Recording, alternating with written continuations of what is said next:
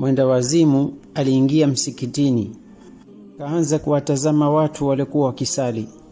Akishangaa akaona juu ya mabega yao kila mmoja kabeba mzigo wa mambo ya dunia.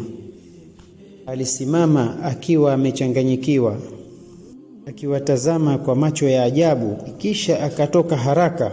Baada ya muda mfupi akarudi akiwa amebeba mzigo mkubwa wa kuni mgongoni mwake, ameufunga kwa kamba vizuri.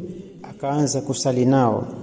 Imamu alipotoa salamu, imamu akamsogelea mwenda wazimu, akamuuliza kwa upole, vipi umeweza kusali na wewe umebeba mzigo mgongoni? Mwenda wazimu akamtazama imamu na kusema, nimeona kila mmoja kabeba mzigo juu ya bega lake. Imamu akashangaa. Mwenda wazimu akasema, nimeona huyu amebeba mtoto, huyu amebeba chakula, huyu amebeba sufuria, huyu kuku wa kuchoma, huyu mfuko wa pesa, huyu kabeba mti wa maua.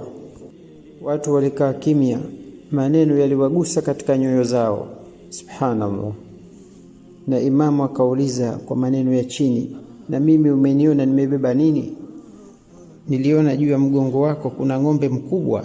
Unafikiri huyu ng'ombe mgonjwa ataishi au atakufa? Subhanallah. Imamu akafahamu miili yetu inasali, lakini akili na nyoyo zipo nje, zimeshughulika na dunia. Subhanallah. Ewe Mola wetu, tujalie wenye kusimamisha sala na wenye unyenyekevu